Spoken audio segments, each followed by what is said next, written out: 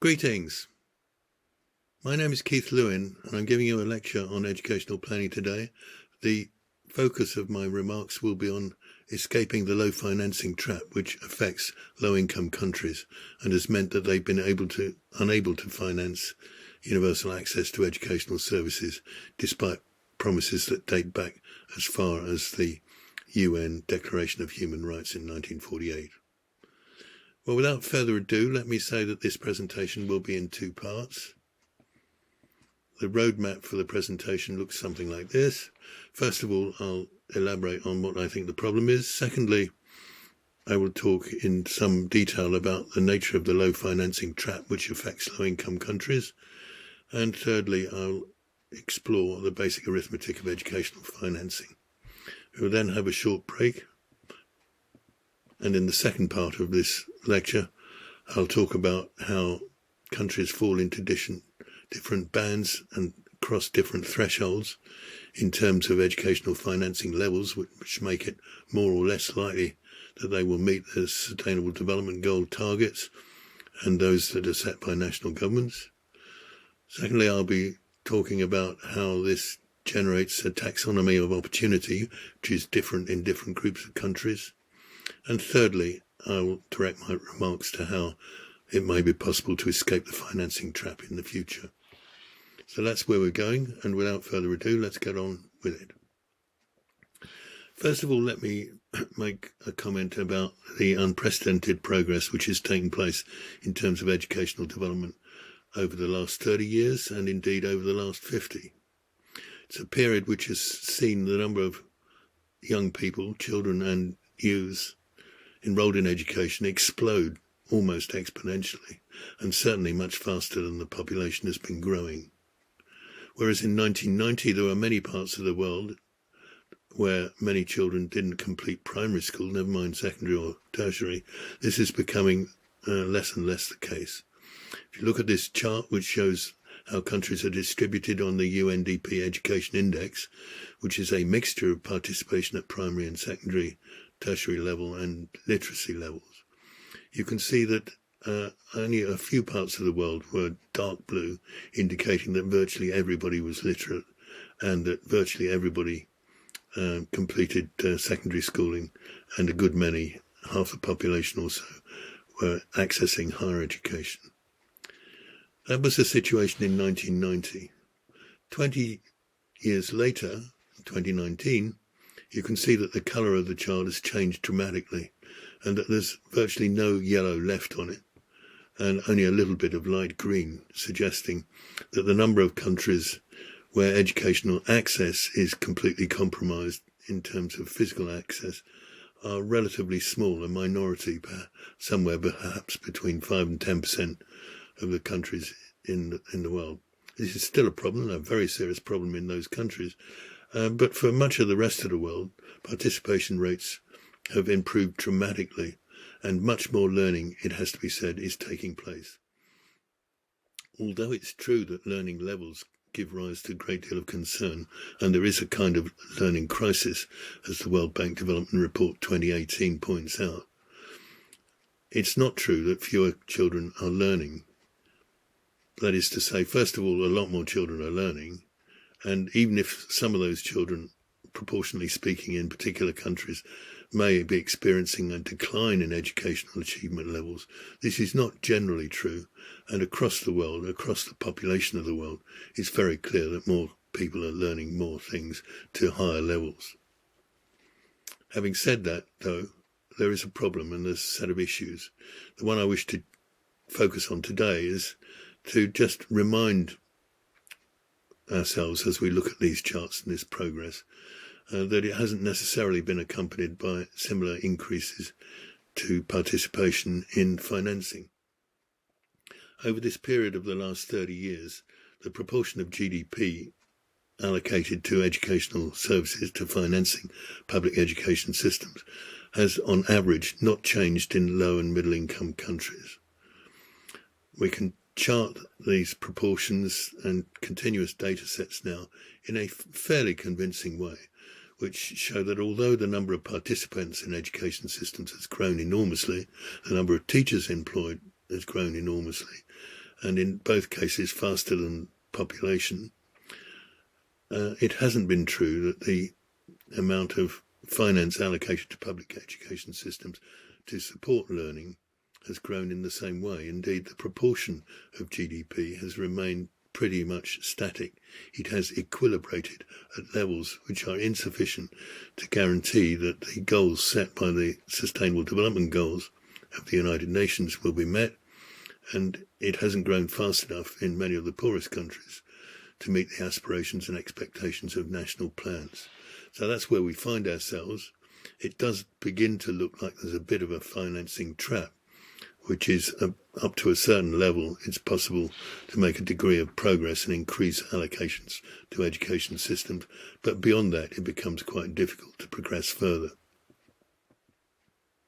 So let me then slightly more formally state what I think the problem is. The problem is that most calculations show that more than 6% of GDP and 20% of government expenditure is needed to achieve the goals of SDG 4, and those goals are coincident with goals which have been adopted by many, if not all, low-income countries. Low-income countries, however, are spending only 4% of GDP and 15% of public expenditure on education, or at least they were in 1990. And the striking thing is that those average proportions were pretty much the same in 2020, 30 years later. So there had been stasis, there had been some sort of equilibration. Over that period, there had been 3 world conferences which have strongly advocated increases in spending to 6% of GDP and 20% of government budgets. But this has not happened. We can ask ourselves, and we should ask ourselves, why this is so, and what is it that we should be doing if we wish to realise the goals that were set and that people have committed themselves to. At the same time, there's been this stasis in funding. The learning crisis has become more and more visible as more and more data on achievement levels has become available, and it's led to calls for large increases in aid.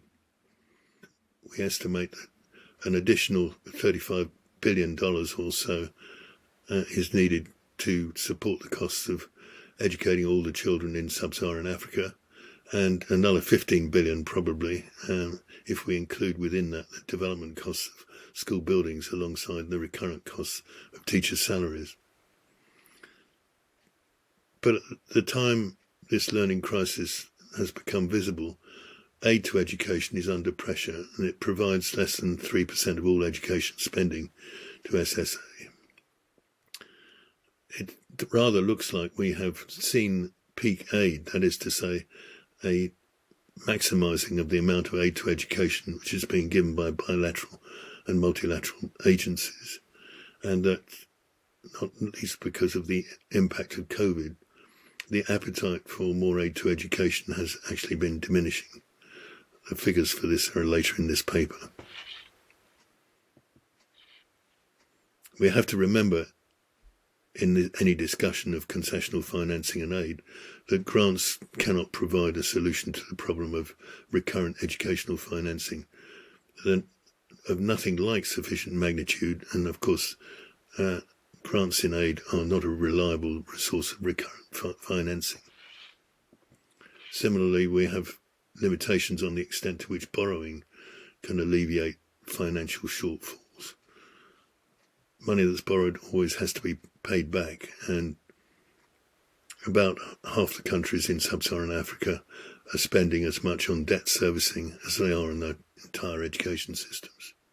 So lending has limits, especially if countries are at risk of debt distress. So domestic revenue and households spending account for well over 90 and sometimes 95% of total spending on education in low-income countries. This is a problem and a challenge. The limits to growth of domestic spending and domestic revenue generation are clear factors which must influence how we progress forward, and are clearly instrumental in creating elements of the financing trap that this paper is about.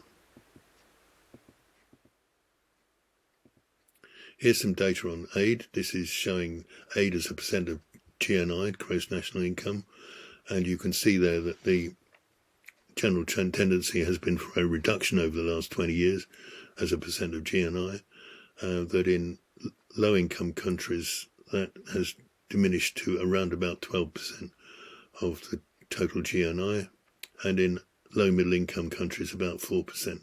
Low-middle-income countries, of course, are in transition, and by the time they become upper-middle-income countries, you would not expect them to be receiving large amounts of concessional aid. So there we have it. There is some evidence, and there is indeed a lot of evidence, that peak aid has taken place, and that if we look at aid to education in particular, that the appetite for aid to education has been diminishing. In total, aid to education has been running at about 16 billion in the last 5 or 6 years. It has perhaps slightly increased as a result of some assistance related to COVID being included in the total, which might previously have been allocated to different budget heads. But nevertheless, the general picture is of stasis, of reaching a plateau, and indeed an expectation now, at least amongst some of the major donors, that aid to education will diminish. This then is a reality of peak aid. More countries have become indebted, not least because of the global recession and the consequences of COVID-19 on different economies. The number of IDA countries receiving concessional finance that are at risk of debt default or in debt distress has increased, as can be seen from this chart. It's very striking how rapidly the number of countries has increased. The proportion of countries, I should say, who are in different levels of debt distress has increased. This means that lending and borrowing to these countries as a mechanism to finance education is becoming problematic. What is the low financing trap? Well, the low financing trap arises from the observation that the percent of GDP spent on education in low and low middle income countries since 1990 has remained static. This is not what's supposed to have happened. It's certainly not what the World Education Forum advocated and mandated. At the same time, and partly, of course, because the proportion of finance allocated to education as a percent of GDP is dependent on the willingness of governments to allocate government budgets to education, the proportion of government spending allocated to education has remained pretty much static as well. The financing trap, then, is a condition which results from setting goals and targets that require financing that political economy of resource allocation is unable to deliver. This means that there is mission creep, that if there is mission creep, the situation is exacerbated. The gap between what is available and what is needed increases. This indeed would seem to be the case. So since 1990, the goals and targets that have been set have increased in their demand for financing. That process started by a commitment to universalize primary schooling up to at least grade 6. It is now advocating and indeed committing governments to finance universal fee-free schooling from preschool to grade 12, which is a considerable increase in financial demand. It also has now includes commitments to expand access to TVET and to higher education substantially, alongside other commitments to address the needs of marginalised groups, children with various forms of disability, and many other things, which indeed are too long to list in this short presentation. The point is that more is being asked, but the guidelines and benchmarks that have been set for financing have not changed. So the consequence has been that there is chronic underfunding that has equilibrated at a level which systems the political economy of resource allocation mean that systems are comfortable with. The consequences are persistent failure to meet targets, and of course some of this persistent inability to succeed undermines the credibility of the targets themselves. It means that decision-making may take place in zones of improbable progress, or zips. If you're in a zip, then those responsible sit around in meetings discussing progress and resource allocation as if things have happened which have not happened. They plan on the basis of what ought to be rather than what it is. This is very risky and almost certainly often results in the maldistribution of what resources are available. Zones of improbable progress are in nobody's interest and need to be challenged by evidence-based approaches which take a considered and independent view of what can be achieved with what level of resourcing. If we move our focus on a little bit and think about what determines how much educational financing is needed, then we need the insight that can be provided by some simple educational financing equations. Educational investment as a proportion of GDP is a product of the amount governments spend and allocate from their own budgets and the total size of the government budget. These two things together determine how much of GDP is allocated to education, or for that matter, health or any other subsector allocation. So that X, we can say, equals E times S. That is, the proportion of GDP that education expenditure represents is a function of total public expenditure as a percent of GDP, and education as a percent of public expenditure. X and S have been identified as high-level indicators and benchmarks for the Sustainable Development Goal process. E has no benchmark. This is not really very logical because X is actually dependent on the value of E and S, and you can't have benchmarks for X and S without de facto having a benchmark for E. This is another discussion, but of course the political economy of determining the size of public expenditure, which is directly related to the revenue base that governments have to finance themselves, is a highly political matter, but nevertheless one that is central to recognise when discussing any education financing traps that may exist. I've said that at least 6% of GDP is needed to support full enrolment in LICs and LMICs as a result of their demography, cost structures and participation patterns. E and S would have to approach 25% in order for 6% of GDP to be allocated to education. 25% of 25%, as you will easily deduce, is a little bit more than 6%. But this is much more than current levels of allocation, which average only about 15% of GDP for government budgets, and only 15% of GDP, only 15% of government budgets for education. You'll see that in the forthcoming calculation.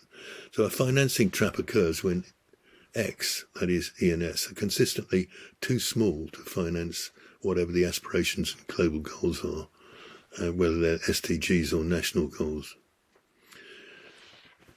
To convince you that there is a low financing trap, let's have a look at some data.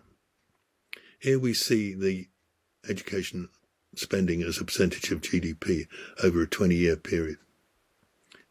I've chosen to use a sub-Saharan African data set, though you get a very similar result if you look at all LICs and all LMICs. What do we see? Well, we see that the proportion allocated to education of GDP has been pretty constant at a little under 4% as an average. What has not happened is a systemic increase over time, which you might expect from rising demand, from greater participation, and from all the promises that have been made by national governments and development partners to increase the proportion of GDP that's spent on education. Well, this is not what's happened. It is true that low and middle income countries, which are richer than low income countries, spend more as a proportion of GDP, and they spend a lot more in terms of dollar value because, of course, they are higher income economies. That ratio in spending per child between LICs and LMICs can be 4, 5, 6 times as much, depending on which ones we are considering. But nevertheless, as an indicator of national effort to education, it would seem that that's been fairly constant, and in LMICs it may even have been declining a little as the proportion of GDP allocated to education appears to have fallen. The other thing that is noticeable is that over time there appears to have been a degree of convergence between LICs and LMICs towards that 4% line, and the consequence of this is indeed a certain similarity in terms of the argument that both LICs and LMICs are stuck in low financing traps which are slightly different. So what do we have then? We have stasis, we have equilibration, we have education as a percent of GDP flatlining around 4% over the last decade. What about the other parameters?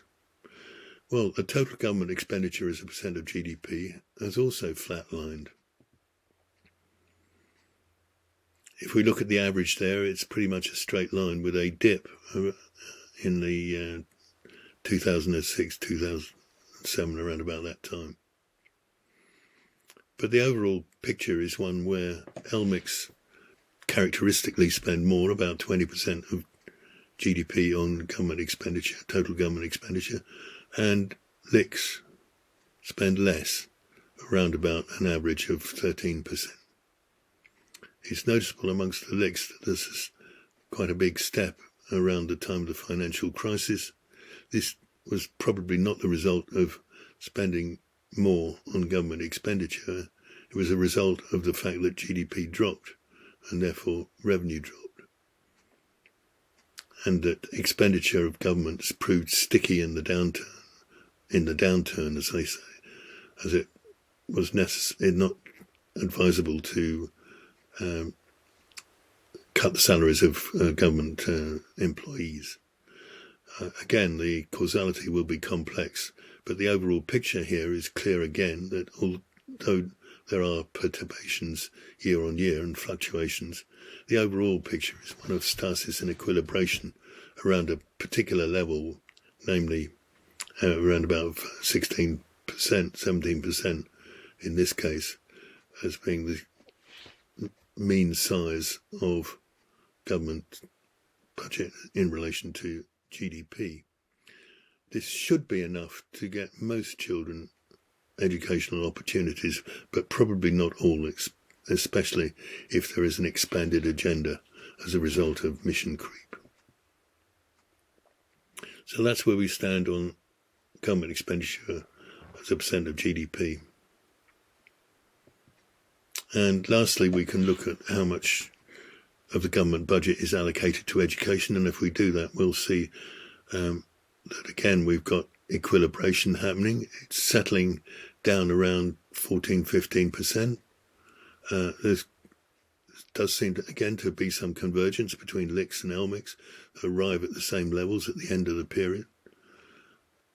And it does also seem prima facie to be evidence that there's some kind of trap here or some kind of equilibration taking place, which means that it's very difficult to shift these levels, because this is a period over which there were much activity and many development partner initiatives which attempted to increase the level of spending as a percent of GDP and as a proportion of the government budget in different LICs and LMICs. But we see stasis. If we then take this story a little bit further forward and use the equation that we've got, E times S equals X, we can characterize the existing situation in the following way. OECD countries spend about collect about 35% of GDP in revenue and from other sources which finance their public services. About 12% of that is budgeted for education on average, and the consequence of that is that they spend around between 4 and 5% on education. We can compare that with a low income country which on average collects 14% of GDP to finance its government. The government budget for education is on average about 14% of the total. So 14% of 14% generate only around about 2% of GDP. In fact, most LICs spend more than that, and they are able to spend more than that because they borrow and they receive grant aid income. You can see the chart shows average levels for other groups of countries, the LMICs and the UMICs, with the obvious message that the richer the country, the more likely it is to spend a higher proportion of its government budget and GDP on its education system. And that tends to be true. There are systemic associations of this kind.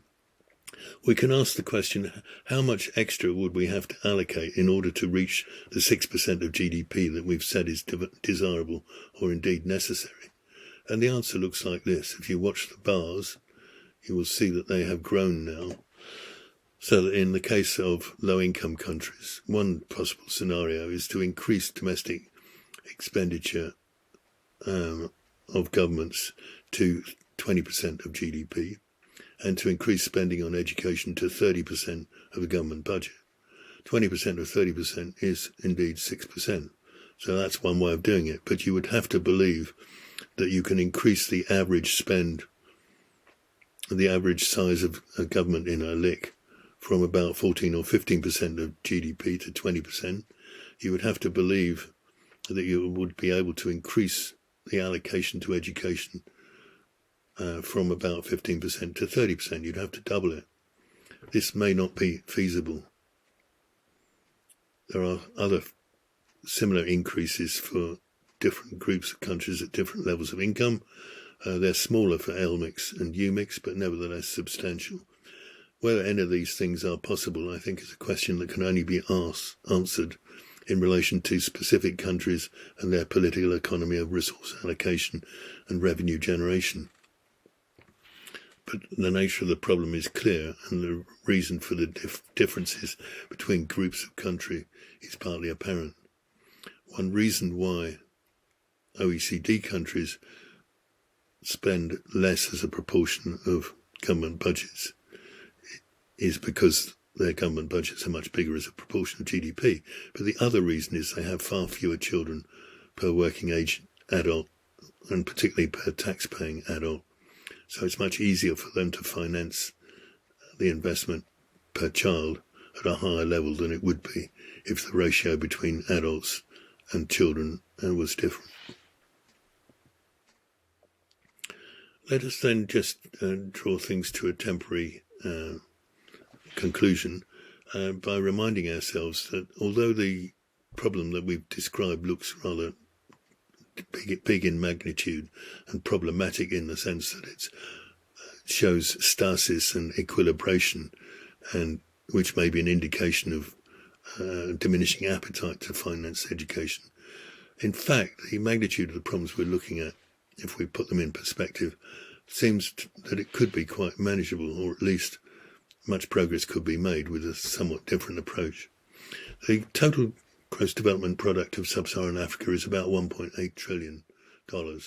If 4% of that is being spent on education, that's about $70 billion. 72. If 6% is needed, that's $108 billion for recurrent costs. That generates a financial shortfall of around $36 billion, which sounds like a lot of money, but in global terms, it may not be so much.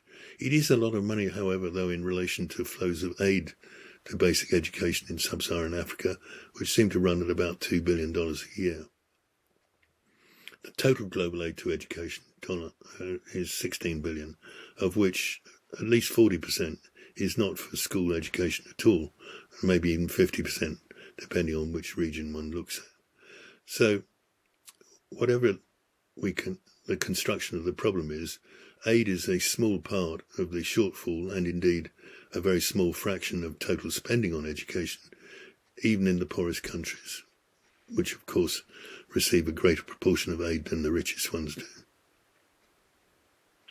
So that gives us some sense of magnitude. Another way of looking at magnitude is to compare it with some other rich world statistics. The UK education budget for all the schools and expenditure on education in England and Wales is about 60 billion. The UK health budget, the NHS, is around 175 billion. These can be compared with the cost of African education systems, which is around 70 billion. So already it's a striking contrast in terms of resource availability and level of expenditure. If we think about the cost of a naval warship, just as an example of how expensive defence spending is, the latest aircraft carriers appear to cost about $13 billion and another $2 or $3 billion a year to run. The Apple Corporation, which makes laptops and other electronic devices, seems to have a revenue of around about 200 billion, much bigger than the total cost of African education systems. Where this leads, I think, is a question for the development community. But putting things in perspective is important. It's also important to realise that the kind of numbers we've been talking about are well within the capacity of economic growth in Africa to make a substantial contribution to. If the GDP in real terms grows by 2% in sub-Saharan Africa, that would generate $36 billion. This would fill in a lot of the problem of the shortfall in financing if that money was allocated to education, which of course is unlikely, but some of it could and should be. If the proportion of public expenditure on education was increased from 15 to 20%, then that would release about $24 billion. If there was a 10% increase in revenue, this itself would also increase the amount available to government by about 27 billion. And that, if that's an increase in revenue, it would be a recurrent increase. And if it's possible to make savings, which often it is, in terms of better deployment and utilisation of the cost drivers, most obviously teachers' salaries, teacher deployment, teachers' working conditions, and so on, in ways which increases efficiency and effectiveness. If a 20% gain was feasible and possible, that would release the equivalent of about $14 billion. So there are all sorts of equations and opportunities that we can identify which might generate more revenue, increase the share that went to education, or improve the way in which it was spent. These are things that would all help unlock the financing trap. At this point, I wish to pause for a moment, which gives you an opportunity to refocus and to reflect on some of the things I've already said. Whilst you are doing that, you may or may not like to access some of the references I put on the screen here.